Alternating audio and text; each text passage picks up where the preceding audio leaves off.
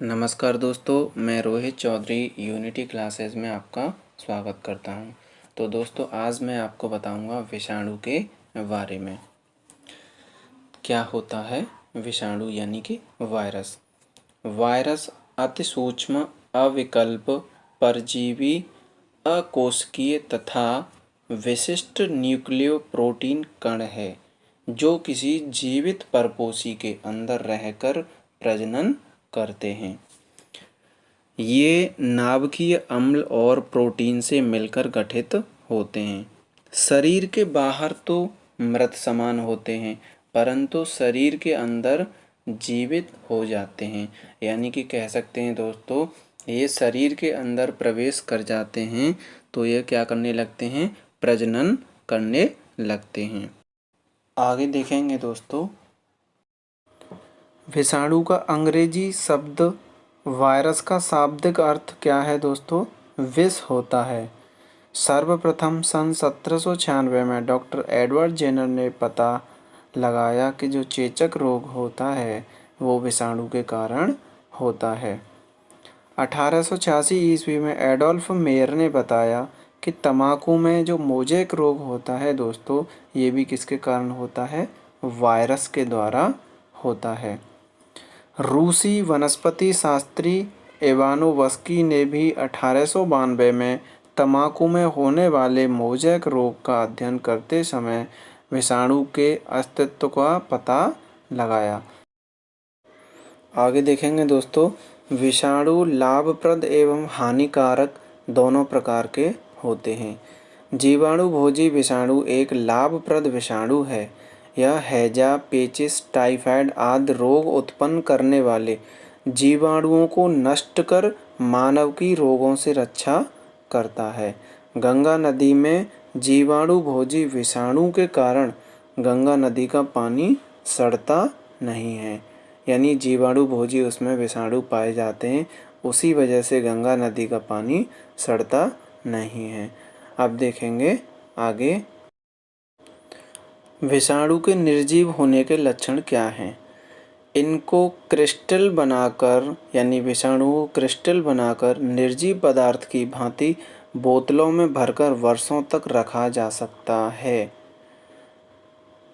परपोषी प्रकृति के अनुसार विषाणु 3 प्रकार के होते हैं: पादप विषाणु, जंतु विषाणु, बैक्टीरियोफेज यानी कि जीवाणु भोजी। साथ ही साथ दोस्तों जान लेते हैं विषाणु के सजीव होने के लक्षण क्या हैं। यानी किसी जीवित कोशिका में पहुंचते ही ये क्या करने लगते हैं, सक्रिय हो जाते हैं और एंजाइमों का संश्लेषण करने लगते हैं। निर्जीव के जो लक्षण हैं वो तो मैंने अभी आपको बता दिया कि क्रिस्टल बनाकर निर्जीव पदार्थों की भांति बोतलों में भरकर वर्षों तक इनको रखा जा सकता है। आगे देखेंगे दोस्तों, विषाणु की संरचना यानी कि वायरस की संरचना कैसी होती है। वायरस रचना में प्रोटीन के आवरण से घिरा न्यूक्लिक अम्ल होता है। बाहरी आवरण में बहुत सी प्रोटीन इकाइयाँ होती हैं, यानी पूरे कण को दोस्तों विरियन कहते हैं। इनका आकार 10 से 500 मिली माइक्रोन होता है। इन्हें सूक्ष्मदर्शी द्वारा देखा जा सकता है, हम इन्हें नग्न आँखों से नहीं देख सकते। यानी बहुत ही जो विषाणु होते हैं बहुत ही सूक्ष्म होते हैं। तो देखेंगे दोस्तों, पौधों में विषाणु से होने वाले रोग का नाम है दोस्तों ऐंठा हुआ सिरोभाग। ये किस फसल में होता है, हमारी चुकंदर की फसल में ये रोग होता है। किसकी वजह से, वायरस की वजह से। आगे देखेंगे, पीली नाड़ी मोज़ेक रोग दोस्तों होता है भिंडी में, किसकी वजह से, वायरस की वजह से। तृण समान प्ररोह यानी कि ग्रास सूट डिजीज़ किस में होता है दोस्तों, यह रोग गन्ना में होता है वायरस की वजह से। मोज़ेक रोग होता है दोस्तों पपीता और केला में, वायरस की वजह से। आगे देखेंगे, तिल में जो रोग होता है दोस्तों वह होता है फिल्लोड़ी, और सरसों में मोज़ेक रोग हो जाता है वायरस की वजह से। बादाम की फसल में रेखा पैटर्न होता है और दोस्तों नींबू की फसल में होता है नाड़ी का ऊतक क्षयन। और टमाटर में दोस्तों क्या हो जाती है, वायरस की वजह से पत्तियों की ऐंठन हो जाती है। जो पत्तियों में ऐंठन होती है वो किसकी वजह से होती है दोस्तों, उसमें वायरस लग जाता है, यानी विषाणु से वह पेड़ जो है क्षतिग्रस्त हो जाता है। आगे देखेंगे दोस्तों, पशुओं में होने वाले वायरस से रोग, यानी पशुओं में वायरस से कौन कौन से रोग होते हैं। तो दोस्तों वेरियोला वैक्सीनिया जो वायरस होता है दोस्तों, वह चेचक रोग का कारण होता है। और ये चेचक किस में होता है दोस्तों, गाय में।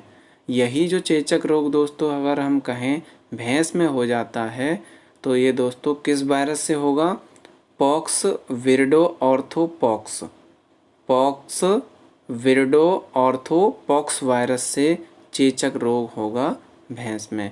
मुंह पका एवं खुर पका रोग दोस्तों पिकोरना विरिडी एफ्थो वायरस के कारण होता है। किसमें, ये दोनों ही पशुओं में मिलता है, गाय एवं भैंस दोनों में हो जाता है।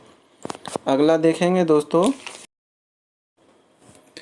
कुत्ते में जो वायरस होता है दोस्तों वह होता है स्ट्रीट वायरस, जो रोग फैलाता है रेबीज़ का। किसके कारण फैलता है कुत्ते में, स्ट्रीट वायरस के कारण रेबीज़ रोग फैलता है। देखेंगे दोस्तों, यानी मनुष्य में विषाणु द्वारा उत्पन्न रोग कैसे होते हैं, देखते हैं आगे। यानी जो मनुष्य में वायरस से फैलने वाले रोग किस प्रकार से हैं, देखेंगे। तो सबसे पहले देखेंगे दोस्तों चेचक रोग के बारे में। ये हमारे संपूर्ण शरीर को प्रभावित करता है। और दोस्तों यह किस वायरस से फैलता है मनुष्य में, वेरियोला वायरस से। अगला है दोस्तों हर्पीज। हर्पीज रोग हो जाता है दोस्तों हर्पीज विषाणु से। ये हमारी त्वचा को प्रभावित करता है। रेबीज है दोस्तों तंत्र को नुकसान पहुंचाता है हमारे, और ये किससे फैलता है, रैबिडो वायरस से। अगला रोग है दोस्तों पोलियो।